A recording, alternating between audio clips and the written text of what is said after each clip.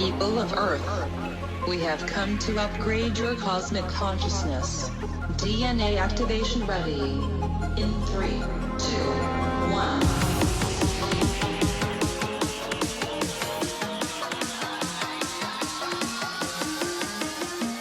Hi, welcome to Q&A on Breakthrough Leadership. I'm Craig Anderson. And I'm Lou Quinto. Today, I'm excited to have another edition in our interview series, Lou. We are going to be talking to Rob Sher, who is a thought leader around mid-sized companies, does a lot of research in that area.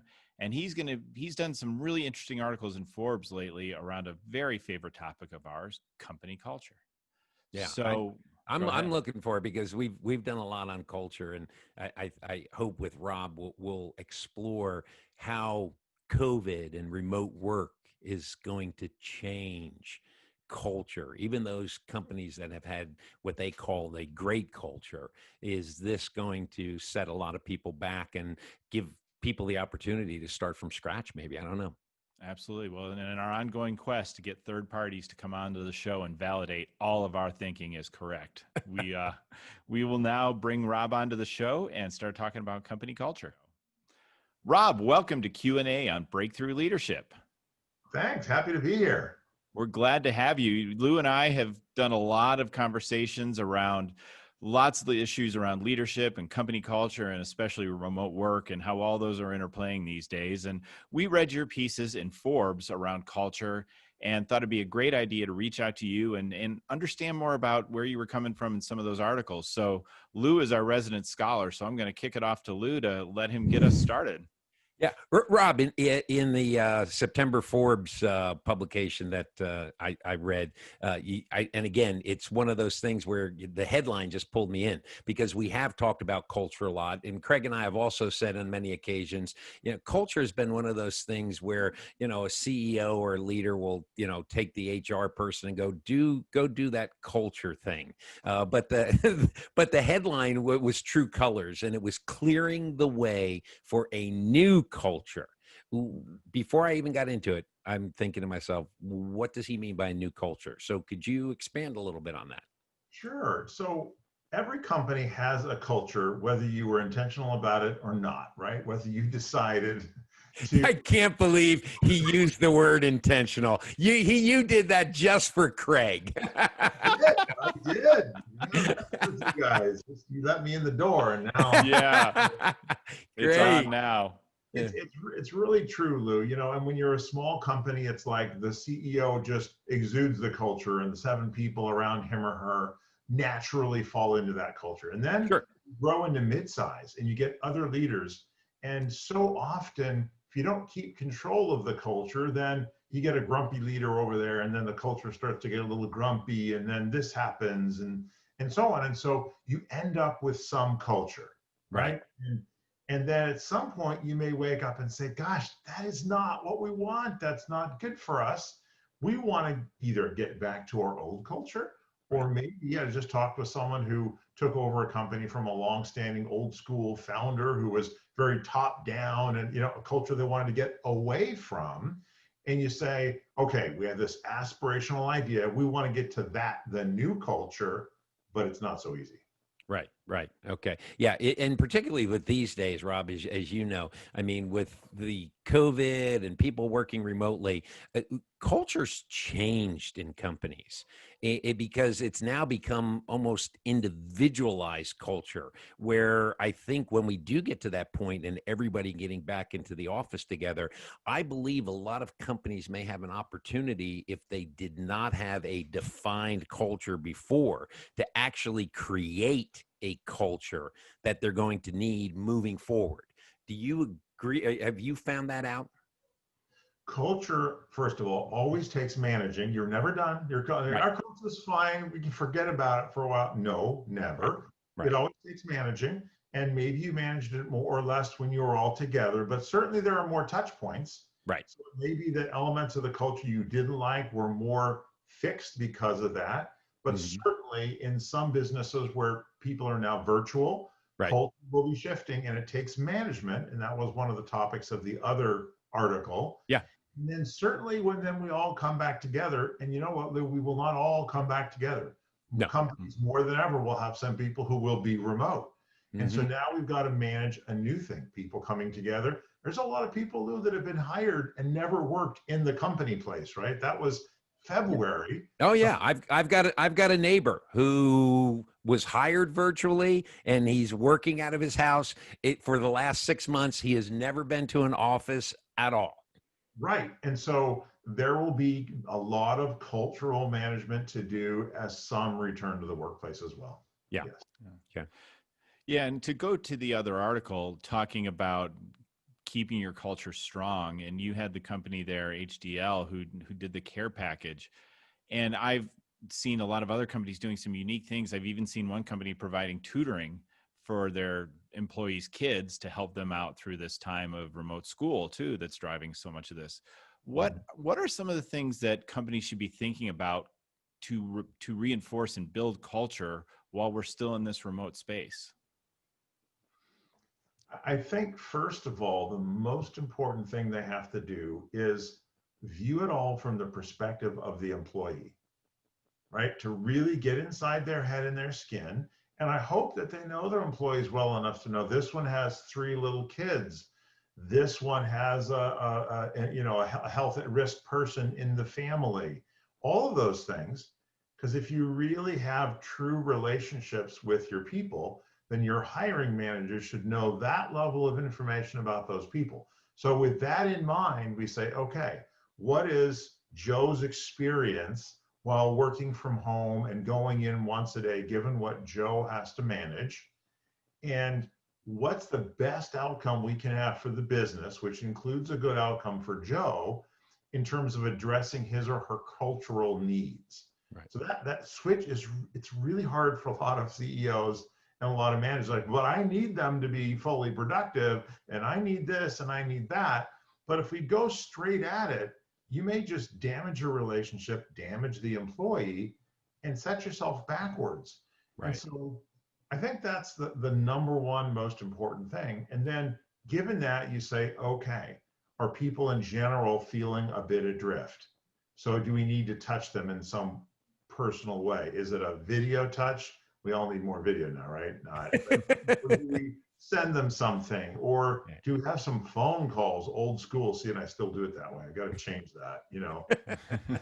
That's all right. I still pull up to people, and I do this to roll down the window. Exactly. So, you know, the hands of time. Dad, what do you mean the hands of time? Yeah.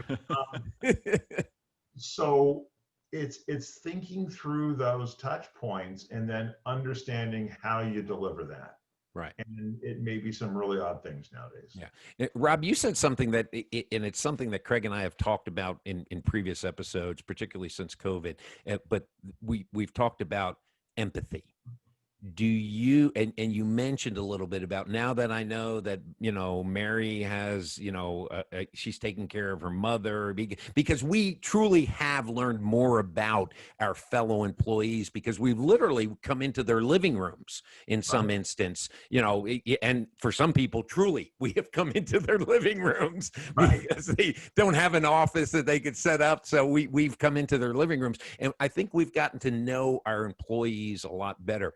But going back to that word empathy and culture, do you think moving forward, whenever this is going to end, you know, who knows, or like you said, there will be people working virtually from now on. I mean, that's the way it is. But do you think cultures will have more empathy in them than they used to? It's interesting. I think cultures should have more empathy. Empathy is a powerful thing. Empathy gives us the emotional ability to understand what someone else is going through so we can solve their problem as we solve our own. Right. Ultimate win-win. Yeah. With no empathy, how do you understand what a win looks like to them? Mm-hmm. So they always should have had more empathy. I guess where I'm stuck a little bit is that I think amazing cultures always cared about each other. They always had empathy for each other. And if I have empathy for your need for something and I come help you with that, right, then you feel indebted to try to help me with something, which might encourage you to know something about me so that we can help each other, right? it's a natural trade Sure. until, wonderful culture, everyone is thinking about everyone around them. And if you might think that that would mean like, who's thinking about me? The answer would be everyone else is thinking about me. And Right. so I help my workmate with their Excel challenge because I'm an Excel wizard, if I were. Hmm. And then they help me writing my really tricky memo because they're really good at writing. And together it's the same amount of effort, but Right. a bigger result. That Right. comes at its heart from empathy. And so I hope that when people come back together, that leaders will recognize that and not just say, well, now that you're back here, you shouldn't answer your phone or ever do a text or check on your aging mom because you're here to work. Right. I hope it goes that direction, but it will take proactive leaders to make that be. Do you think that the next generation of leaders, I'll use the M word, the millennials, will help make that change come across a lot faster? I don't know. I'll say, Lou, that everyone likes to say, "Oh, those millennials," and then, "Oh, those Gen Zs," right? As though the boomers were never young. Right. And I don't believe wholeheartedly that, oh, millennials are so different and Gen Zs, they're just crazy. No, younger people tend to behave differently. And I'm not disputing that there's some generational change, but there is a journey to being empathetic leaders, to being servant leaders. Right. And I don't know that the millennials were born more as servant leaders. Some would argue that they're more focused on what they need. Right. And they aren't as patient about following rules if it's not really good for them. Mm-hmm. The best leaders that I know flip that around and say, what's really good for everyone around me, whether they're above me on the org chart or below me, and they deliver value. And so often they get appreciated for that value and others help them. To me, that's how leaders become more powerful and do more good. And I don't know, are millennials naturally better at that? I'm not sure. Okay. All right. Right. Honest answer. What do you guys think? We've talked about a lot about the millennials, and again, we try and refer to them as the next generation leaders. But our view, I think, pretty consistently has been they're going to continue the trend that's what we were already seeing towards more empathetic leadership, towards more integration, not into people's lives, but at least with consideration to people's lives, and making more of a work-life balance focus to the extent we even can. Right. In a world where work-life balance used to mean you left the office at 5, now I think it's just a question of, did you go do something from 9 to 11 in the morning and then work 9 to 11 at night to where it's all just so enmeshed, which is only accelerated lately. But we do think there's more focus on the person, at least in the companies that seem to be driving forward the most right now. Yeah. And it goes back, I think, Rob, with something that you said is that, you've got some of those people that the boomers, I'll raise my hand, okay, who top down leadership, okay, authority, where I'm finding in my working with so many different clients is that this new generation of leaders, because let's face it, millennials, when most people, you mention millennials, you think of some young kid. Oldest millennials, 39 years old today. Right. So they're on the verge, if not knocking on the door, of being a true leader within a company. In fact, in many instances, some of them have already taken over significant leadership positions. But right. I think from their perspective, what I'm finding, and that's why I love that word empathy, and I think the deficiency that so many companies had by not being empathetic in the past has truly been highlighted by this remote workforce since COVID has taken place. Because as I said, we are now in the homes of the people we work with. And that is so much more. You mentioned camaraderie. In fact, in one of your articles, you say that the sense of camaraderie doesn't transfer well over Zoom. Okay. And when I read that, I thought, yeah, that makes sense. Okay. We're not there. There's not that touch, shake hands, if someone's down, give them a hug or a pat on the back or something like that. But then I saw the other side of that too. And that's why I keep going back to, we are in people's homes now. And so, now when I remember early on with Zoom, it was like, are those his kids? You're looking over their shoulder and like, oh my God, those are the drapes they picked out for the house. So I think we're coming to know people and over the past few months a lot better.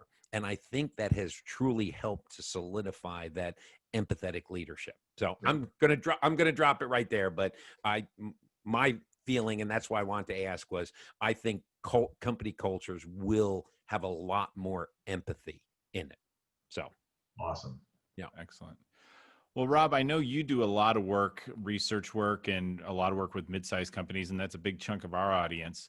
So we wondered, what other work are you doing right now? And I know you're doing a lot of research to help understand what's going on in that space. So what's the latest? Yeah. So what's always puzzled me and what's always been of interest is how are mid-sized companies different than their small brethren startups versus very large firms? And so my last book focused on 7 silent growth killers, right? Things that tend to befall mid-sized companies and are much more acute and dangerous than they are when they befall small and large. And that's got a lot of really good information. And now we flipped the research the other direction and said, what are the things that really drive growth for mid-sized companies? And we've identified 9 of them, and we fully researched the first 3. And so we're in process of writing that book now.